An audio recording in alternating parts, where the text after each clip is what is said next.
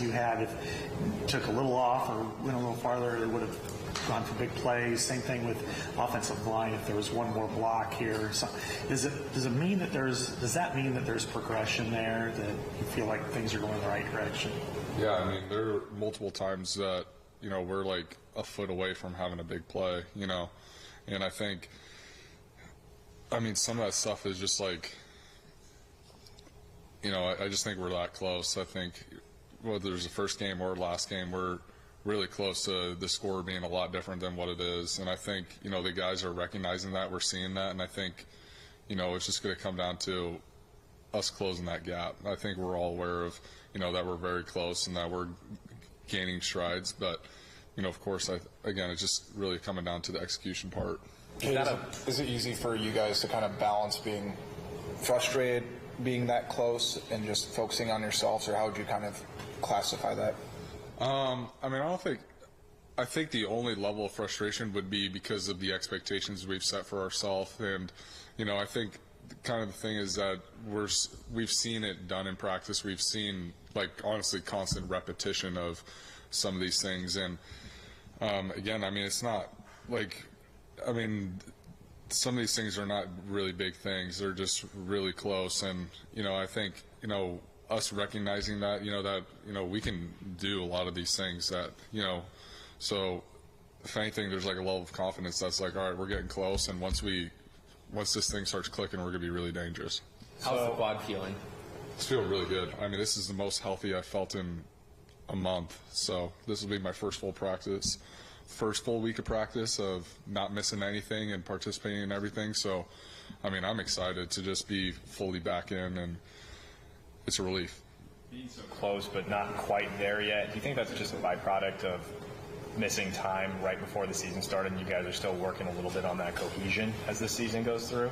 I think it's just more of, you're going to be better we're going to be better next month than we are this month, and I think, this is our first time in game situation. So, I think, I don't think that this is going to be a continuous thing. We're just going to continue to get better, and I think, we're getting a lot closer. And, over the course of the season, we're going to look back and we're going to be like, wow, we were messing that up. And then, in a couple of weeks, it's going to be second nature. So, as I said, we're just doing everything we can to just get as best as we can. A lot of teams out there that probably wish they were 2-0 at this point. A lot of guys talk about a good vibe in the building. How would you describe kind of the general feeling after the 2-0 start that you've got going right now? Yeah, I think, the guys feel like we're in a really good spot. As Coach Ferentz has said, 2-0 is the best we could be at this point. So, we're sitting here at 2-0, and, we're just focused on getting 3-0. How much of the playbook do you think you've had to put on the shelf for a little while because of your injury? Iowa doesn't traditionally likes to do bootlegs off a lot of play action, or go and then hit the tight end on a cross and stuff. And you haven't really done any of that. Is that probably because of your injury, or is that just a change of the playbook? Well, there's a lot of the different plays that we could get to, but some of it doesn't fit the schematics of the defense that we're playing. So, there's multiple different ways to take advantage of a defense, and sometimes, I'm not going to say that I've been able to fully sprint the last 2 weeks. So, of course, maybe some of my movement, some of the movement in the pocket has been, we weren't able to QB sneak on 3rd and 1, but, I think from now on, those are going to be things that, as I'm getting closer to 100%, that we'll be able to incorporate. But as far as the play calling goes, it's just, we're just running the best plays that we can to take advantage of the defense.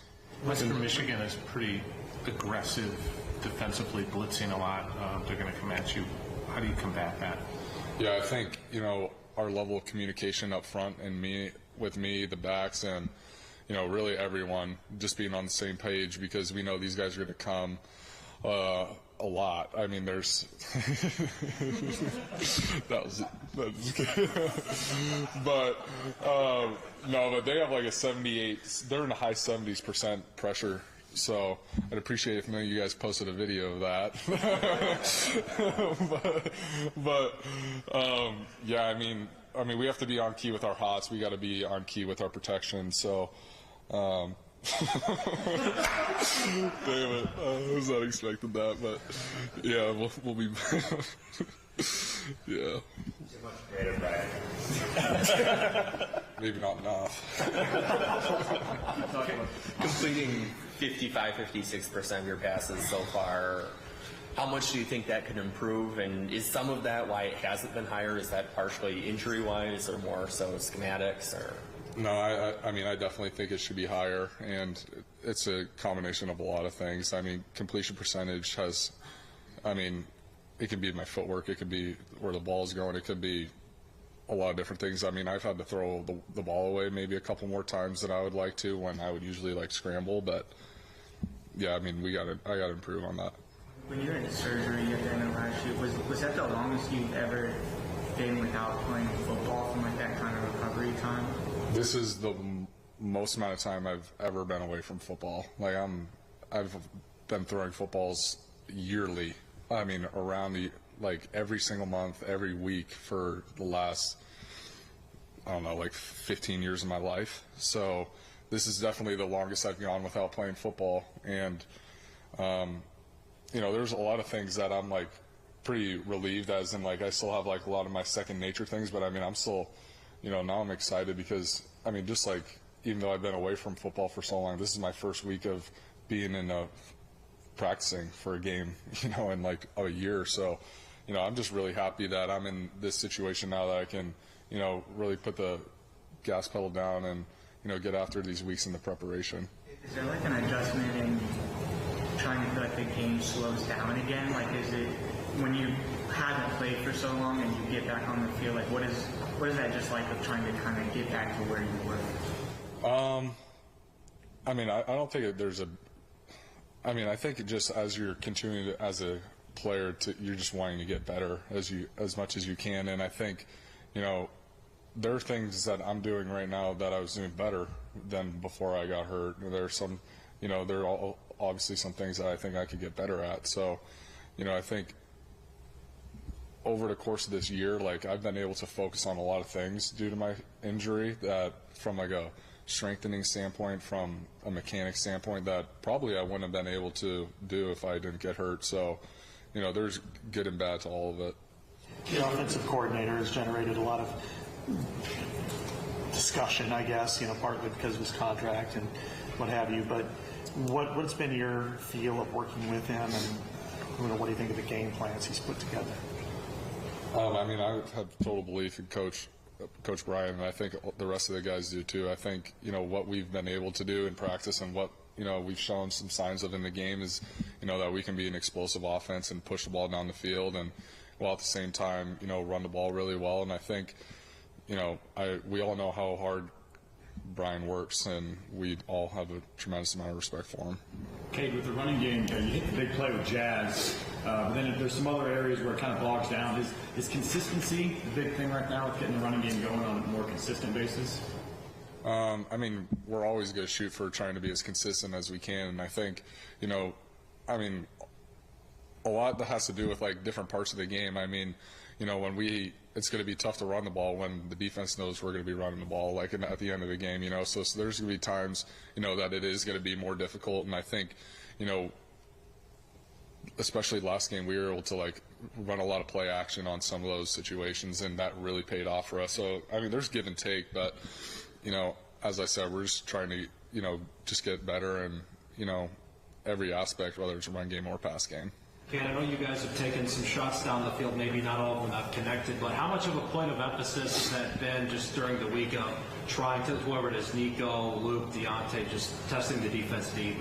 Yeah, I mean, that's been a point of emphasis for us, that we have a lot of belief in those players. And, I mean, if you're going to push the ball down the field, it's going to be pretty difficult to be 100% on all of those, just because the level of difficulty, you know, only increases by the, you know, as the yardage increases. So, I mean, honestly, I think we're hitting probably like every other, in my opinion. So I think, you know, the more, you know, just the more chances that we just keep getting the looks that we want, and, you know, us connecting on those, I mean, it's just going to be huge for our offense. Correct me if I'm wrong, but I don't think a wide receiver had a catch in the first half against Iowa State. Has that been something that you guys have talked about, or been an emphasis that you guys do want to spread the ball around a little bit more? I mean, I didn't know that. I'm not really. I mean, of course, I'm concerned about everyone. I'm just trying to put the ball where it's supposed to be. How do you describe Jazz? Jazz, that dude is relentless. I think he is.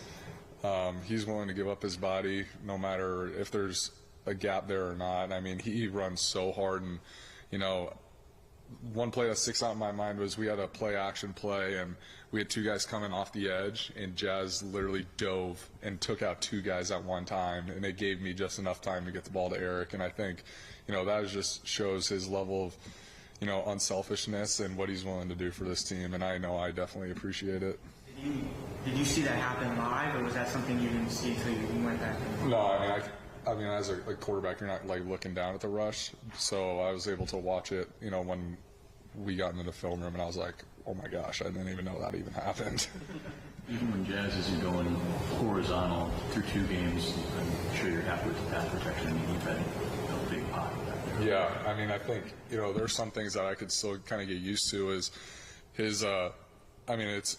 Sometimes secondary pressure, those are the guys you're looking at from a quarterback standpoint. So when those guys come, you usually feel like you can sense their motion around you a little bit more. So, I mean, Jazz did such a good job of picking up corner blitzes and, a lot of those secondary pressures. And, I mean, those are tough blocks for a back to make, and he's consistently making them right now.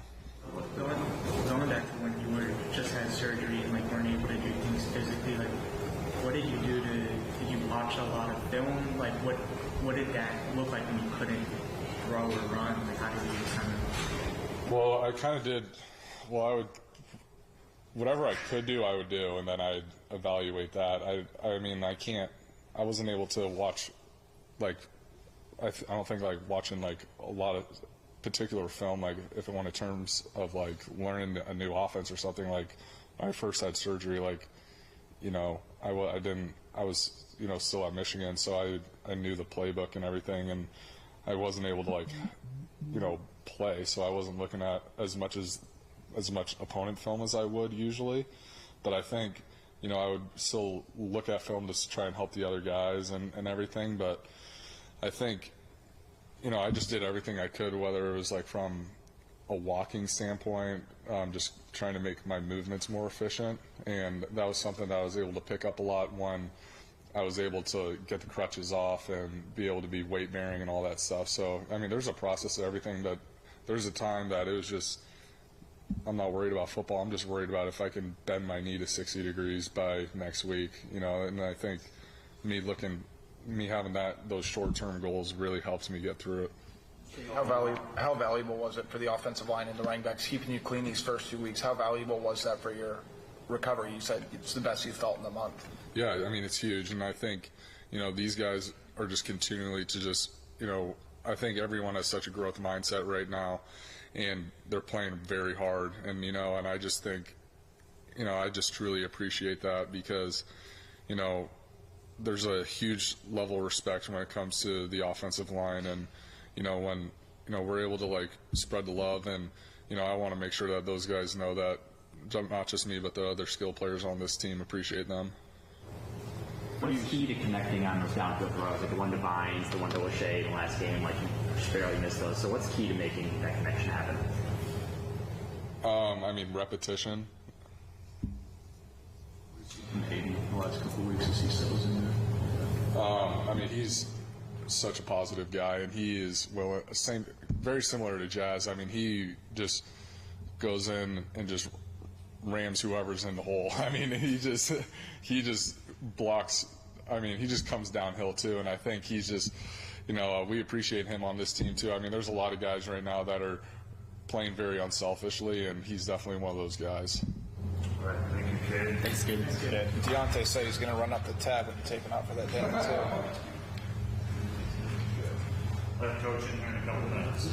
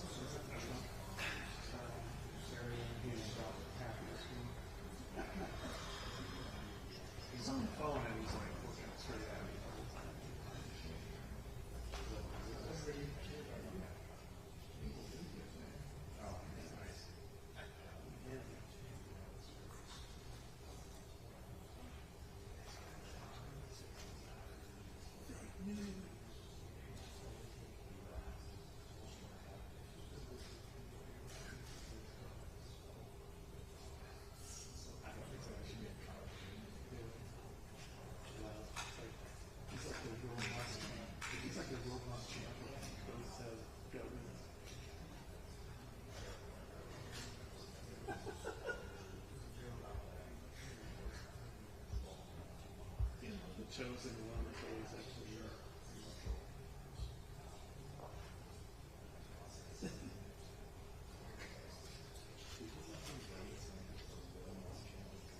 yeah.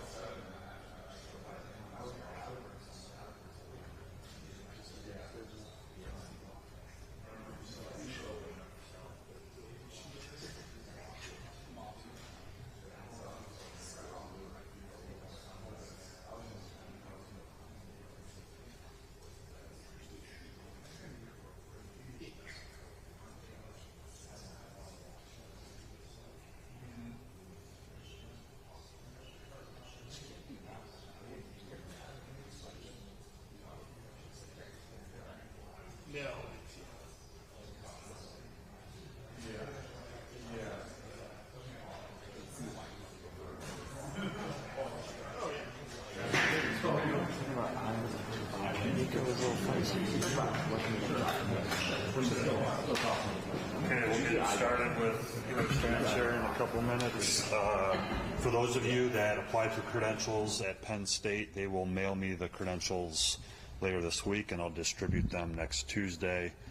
Anyone who's still thinking about going to Penn State, go ahead and get your credential requests in to Penn State, to Greg, and they'll take care of you. With that, we'll go right to Coach. Thanks, Matt. Good afternoon. I'll say a couple words about the game Saturday and last week. Obviously, I got news on NCAA decision and then also our preparation for Western Michigan. So, first of all, I just want to start out by congratulating Sebastian Castro for his first pick and pick 6 and being named Big Ten Defensive Player of the Week. So certainly a great honor for him. It was a big play in the game and real spark play for us. So just happy for him. He's, I think, improved every turn in the program. Did a really nice job in the bowl game last year and is off to a great start this year. So it's great to see him in his senior year playing so well. And just happy for him personally. Certainly good to get the victory. It was hard fought like we expected, and to bring the trophy back here and have it in our facility for a year is a great thing. So really pleased about that. And then also beyond that, I think our team made some strides, really saw some improvement in a lot of different areas. And then always, to go into a tough environment, which we'll have more of those to deal with during the year, and come out of the victory. Just really happy. It was hard fought, and we certainly expected that. So pleased with that. Now we move on. Before I get to Western, unfortunately, we received some disappointing news, very disappointing news regarding Noah's appeal to the NCAA, and it was denied. So that thing puts it to rest, and I'm not quite sure what went into the decision. But what I can tell you is that Noah is just a tremendous young man, has been, came back for his 6th year, and just a highly respected leader in our locker room and certainly with our coaching staff. So I feel very, very unfortunate, and our goal is to keep him with the program, keep him close, have him remain as a part of the team. Obviously, he can't play, but he's run a heck of a race, and we're just really disappointed with this whole thing. He's been honest throughout this whole process, very transparent, and, I think about as honest as you could be. And one thing I do want to emphasize, he did not break any laws at all. My wife made that point a couple of weeks ago, just an emphasis, and he is guilty of an NCAA violation. He was very upfront about that, and so, that is that. But basically, I don't agree with or understand, quite frankly, the decision, especially when it comes to the severity of the punishment. And to me, that's really disappointing, especially considering our current environment right now. Which, believe me, the last couple of months I'm a lot more in tune to than I had been, certainly. And probably the most disappointing thing, I think the panel that heard the appeal had an opportunity to really do something, make a decision that, to me, would reflect reason and also reflect the changing environment. And, they failed to do so. So that is what it is. We'll move on, and just disappointed on that front, certainly. So as we move on to Western Michigan this week, our captains, same guys. We've got Joe Evans, certainly, and Jay Higgins on defense. Got Luke Lachey and Cade McNamara on offense. Playing Western, they're a 1-1 football team. They've had a good program for quite some time up at Western, made a coaching change this past off season. So got a new head coach and who's got an offensive background. And it's kind of interesting. They got a lot of new faces on the offensive staff. Then defensively, they've retained the coordinator, and Coach Esposito has been there quite some time. So basically, it's the same defensive staff, pretty much a new offensive staff, and then they brought a special teams coach who had been with the head coach at Louisville last year. So he's run the special teams, and basically, just in a nutshell, offensively, it's a little bit of a mix from what we've seen the last 2 weeks. So there's some carryover in terms of preparation, and certainly one of our goals is to try to get off the field a little bit quicker if we can, moving forward. That's something we're working on, certainly. And then defensively, just would describe them as a very aggressive, very multiple defense, and very, very active. So, we got a hands full there in terms of preparation. It's kind of interesting. They got hit by the transfer portal, lost some really good football players in the portal. they've also brought some new guys in that I think have really added to the personality of their football team. And specifically, they got a couple guys on defense that were Big Ten players that are really doing a great job. And we're going to really need to account for those guys if we're going to plan to move the ball. So, as we move forward here, I think really it's very similar to every game week. We're going to try and have to match up against the opponent. At least we have 2 games to work off now, so that's helpful a little bit to see this year's team and get a little bit of a feel for what they do, just like they're doing with us. So try to match up with what we're getting ready for, and then the other components we're trying to grow and improve as a football team, and that's all year long, but certainly in the early season it's really critical. And then like any football game, the mental approach is something you have to have that right. And got a little help from the media, I guess, yesterday or Sunday, whenever it was. Saw a headline about the 2-week countdown to our first Big Ten game, and it just kind of reflects, I guess, the world that our players are living in. So it's good for us as coaches just to have that perspective, I think, and just remind our guys that every day is important, every game is important, they all count the same. And so the bottom line is we have to worry about this week, and I think our guys understand that. And I can just top that off a little bit. A lot of talk about 200 the last couple of days, and I could throw out a number 2 also, and that would be 2 as in losses to Western Michigan since I've been here. So kind of give a little perspective here about what our chore is this week. So that's kind of that right now. And then the last thing is our kid captain this week is Maggie Larson, who's a young 6-year-old from Urbandale, Iowa, and she'll be with us. Has a genetic condition that they're working on at the University Hospital, and as I've been told, and I haven't looked at it yet, but I will, she's got her stories on the Children's Hospital website, so encourage everybody to take a look at that. Maggie Larson, she'll be here with her 2 brothers, mom and dad, Saturday, so it'll be great to have her with us. And with that, I'll open it up for questions. Kirk, when it comes to Noah Shannon, I think he was an NFL guy. He could have gone to the NFL after last season. He's not going to play this season. What would you tell an NFL team about Noah Shannon and maybe why they should take a chance on him or take him? Yeah, I think they do their evaluations, and the good news is he's got a lot of good film. He's played a lot of good football for us, and as I just said, he's a tremendous young man. He made a mistake, like a lot of guys do, and this is an interesting study on so many levels. And I think I've talked about that enough. But I was just hoping the panel, the committee, whoever it is, it's all faceless and nameless, but whoever it was might dig a little deeper and just take a little bigger picture on this whole thing. So it's unfortunate, but it doesn't change how I feel about Noah, kind of person he is. And I think the key emphasis is there's no law broken here. It's a mistake that I'm guessing a lot of athletes have made, and he just happened to, for whatever reason, turned up in this investigation. So it's unfortunate, and I just think a missed opportunity by the NCAA. Do you think they made an example of him? Is that what they? Yeah, I can't speak for that. I think I've learned a lot in the last 3 months about, and I'm telling you now, the season started, the NFL season started. I can't get in the car without hearing whatever, whoever the companies are that have. And then, of course, at the end, if you have a gambling problem, call 1-800, all that stuff. So, it's just a different world we live in right now. We seem to be a little slow to react to it. We being, the governing body.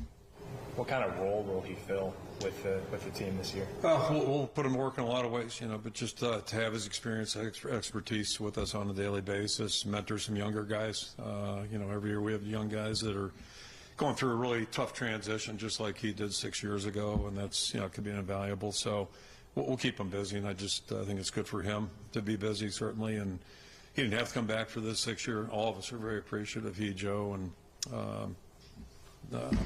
brain partner Nico chose to come back. So, it's just unfortunate, really an unfortunate turn of events. But, we'll put him to work, that's for sure. What can you say about just what his emotions are? I can't imagine what they would be, but just how is he dealing with it, I guess, at this point? Yeah, I think that's probably the saddest part about this whole thing. And as coaches and as parents, you deal with the humanistic part of things, and you work with these guys as people, and you see all the hardships that they go through, especially student athletes.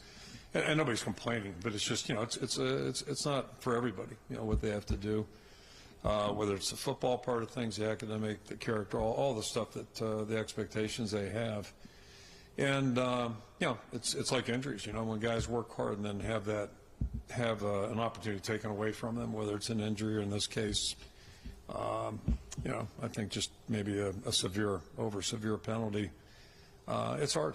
It's really hard. And, his parents have lived through this with him, and just as of, his teammates and coaching staff, it's too bad. So I don't know why devastating is a strong word, but it's a real blow. One player you're getting back this week, Jamar Harris.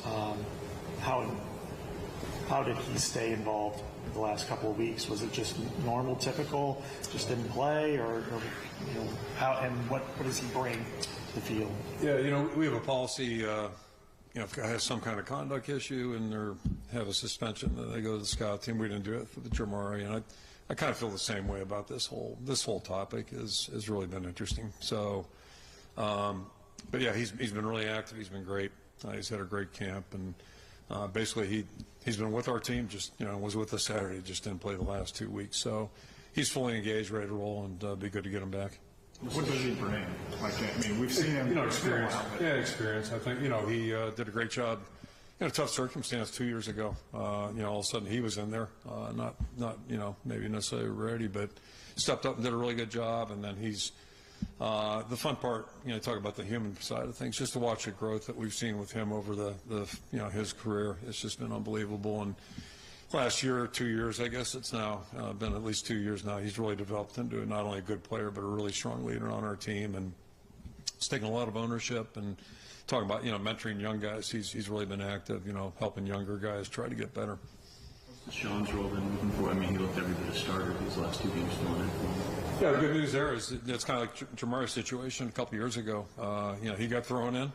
I shouldn't say thrown in. He earned his way to the field. We had an opening, and he earned his way and really did a good job. He's played really well for two games now, and the good news for him is he's gained a lot of confidence from his teammates, from the coaching staff. So we came into the season with that being depth at that position, the corner position being a real area of interest for us, and now we have a lot more confidence in him, just like we did when Jamari stepped in, did the same thing.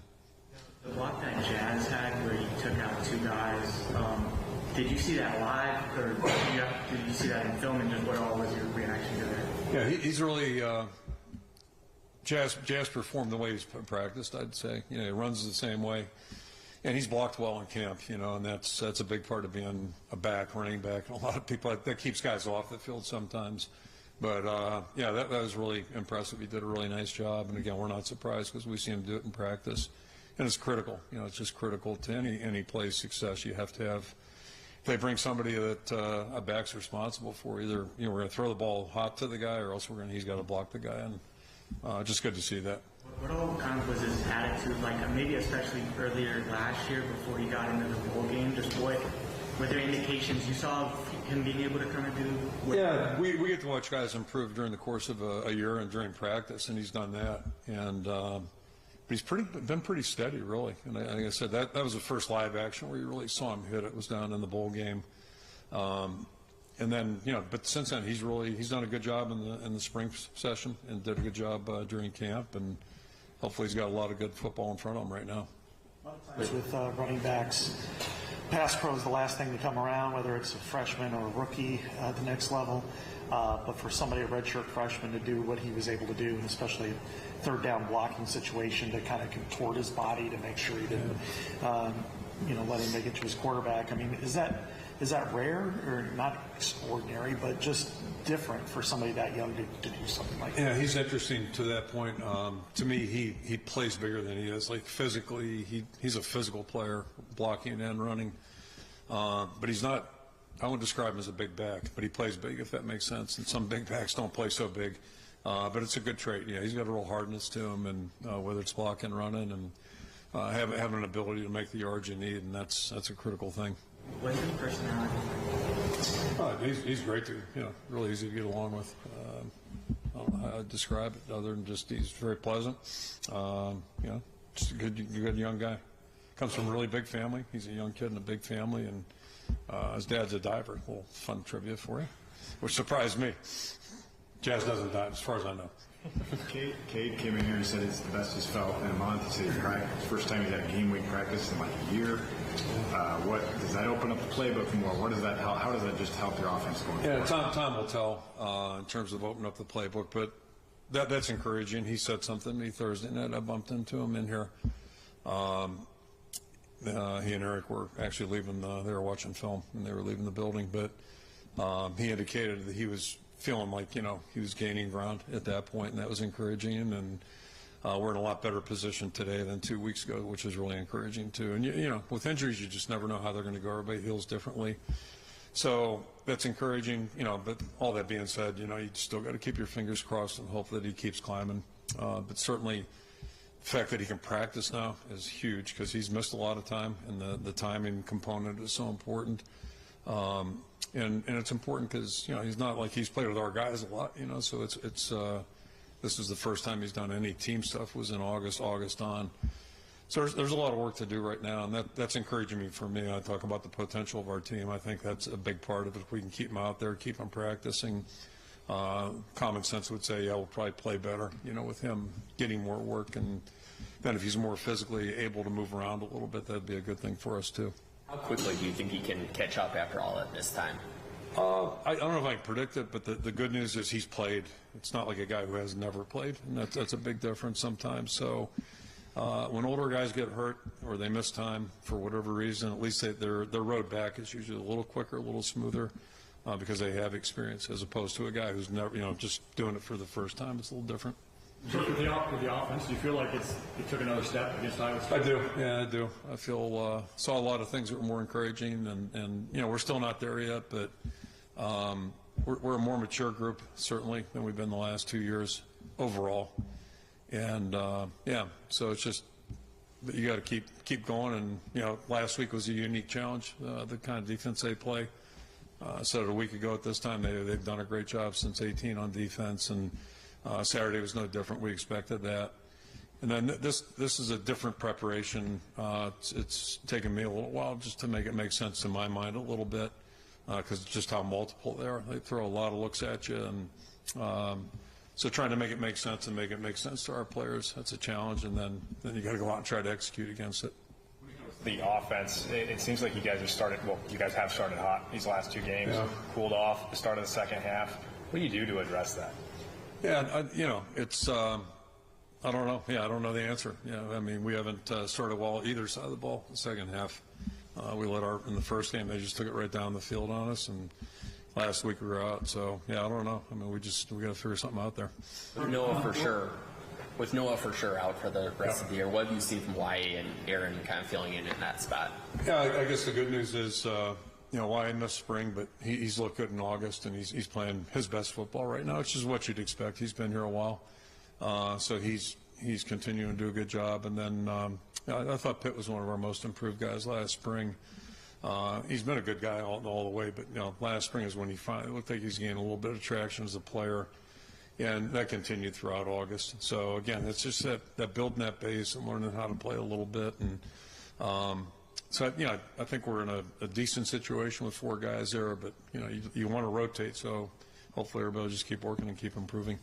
Coach, Nick DeYoung said that your teams typically tend to get better towards the back half of the season offensively. How important is this opportunity to kind of get things going this week, just building off of what we saw the last 2 weeks? Yeah, every week's important for us and for the whole team, really. And I think it's a fair statement by Nick. It's just our whole team, our best teams have gotten better progressively during the season. Our not so best teams haven't maybe done as good a job of that. So that's really the challenge. As I said earlier, it's a twofold thing, because you're trying to match up for what you think your opponent's going to do and how they might approach you, and then the other part is just what can you do yourself to make yourself better. And a lot of that's experience, but experience isn't any good unless you put it to use, and that's the key. It's a mental process there.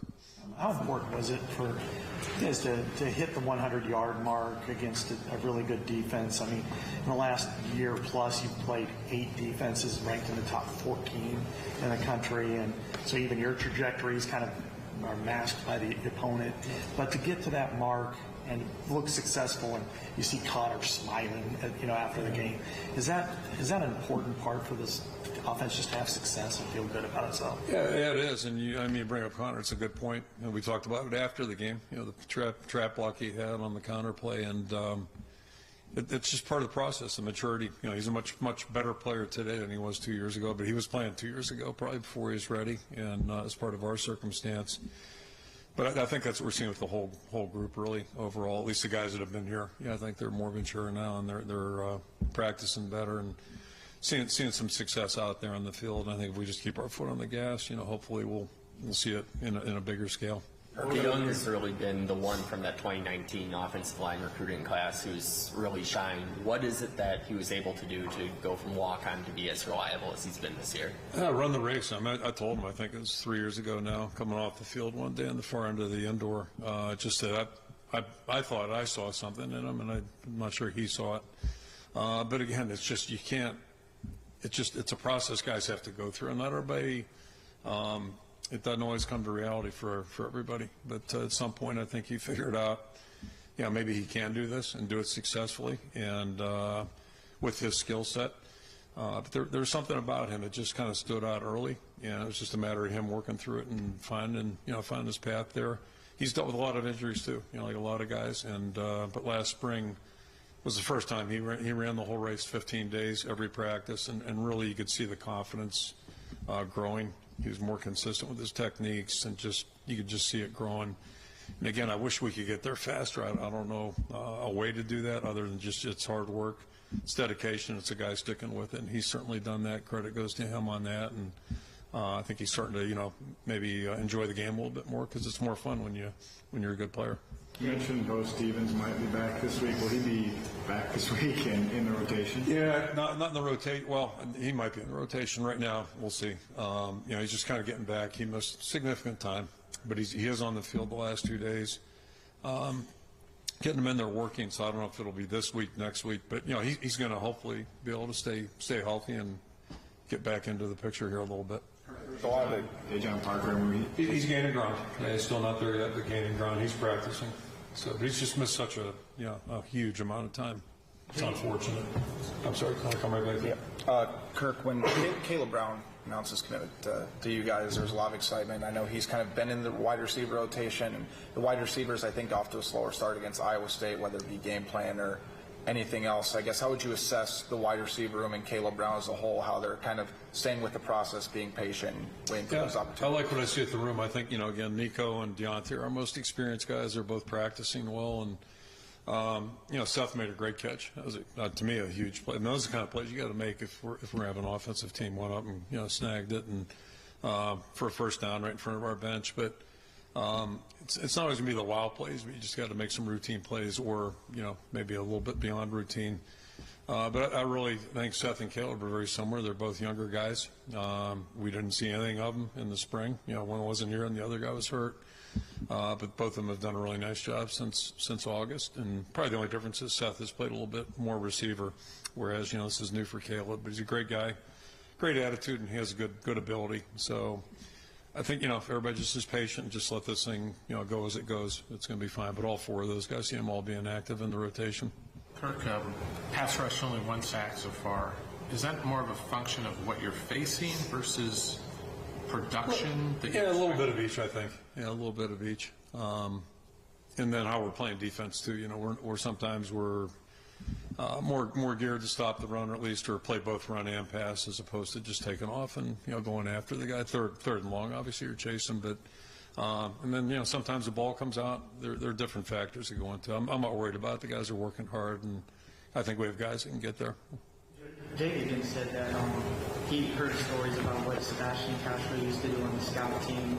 I don't know if you have any memories from that. Yeah, he was a missile out there. Like he was, he went hard, fast, and I shouldn't talk about basketball. I know nothing about it, but other than like what you hear.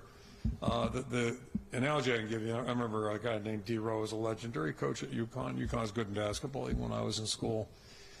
And a couple things he would talk about. He'd talk about, like, this whole diet stuff. He says the best athletes in the world are playing on the playgrounds in New York City, D.C., and what do they do when they get hungry? They go to 7-Eleven, grab a dog, a couple of Cokes, and, back to the courts and just play all day. And, so we're worried about where our pregame's going to be for our team. Thought that was a pretty good point. But then sometimes, I guess, guys can play, freelance, but maybe when they get into a system, it's a little bit different, and I think that's a challenge defensively. So, Sebastian was just, when he's on off a card, you can just go and there's no repercussions for making a mistake.